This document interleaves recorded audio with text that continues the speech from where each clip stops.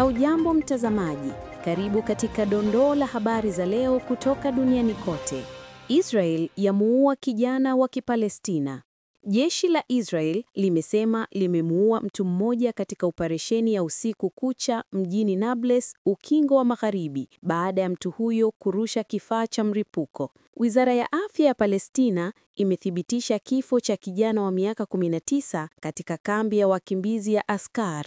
Eneo la Ukingo wa Magharibi limeendelea kushuhudia ghasia tangu shambulio la Hamas dhidi ya Israel mnamo Oktoba 2023, ambapo zaidi ya Wapalestina 1,000 na Waisraeli 43 wamepoteza maisha. Iran imekanusha kituo cha siri cha nyuklia. Iran imetangaza kwamba haina kituo cha siri cha urutubishaji wa madini ya urani na miundombinu yote ipo chini ya uangalizi wa IAEA.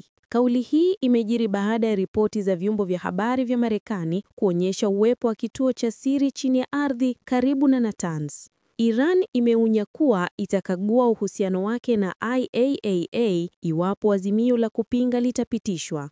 Urusi yasema vikosi vyake vinapiga hatua nchini Ukraine. Urusi imethibitisha kudhibiti vijiji viwili katika eneo la Zaporizhia kusini mwa Ukraine, ikiongeza hatari kwa miji ya Huliaipol na Orikhiv.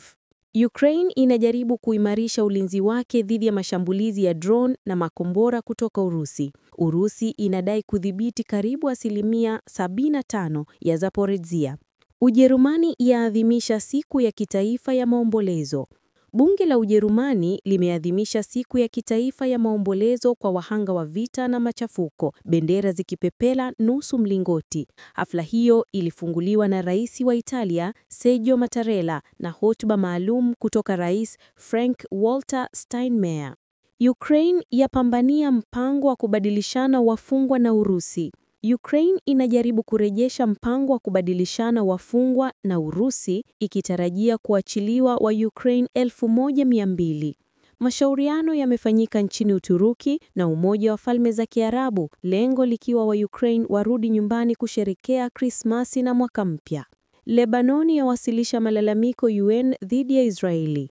Rais wa Lebanon ameagiza Wizara ya Mambo ya Nje kuwasilisha malalamiko UN kufuatia ujenzi wa ukuta na Israel karibu na kijiji cha Yarun kinachozuia wananchi kuwafikia ardhi. Maandamano makubwa dhidi ya ufisadi Latin America. Mexico, zaidi ya watu 100 wamejeruhiwa na wengine 20 wakikamatwa wakati wa maandamano kupinga ufisadi na udhibiti duani wa uhalifu. Huu ulikuwa muhtasar wa habari za leo. Ulikuwa nami Amina Hussein. Endelea kufuatilia matangazo yetu hapa NetPro News.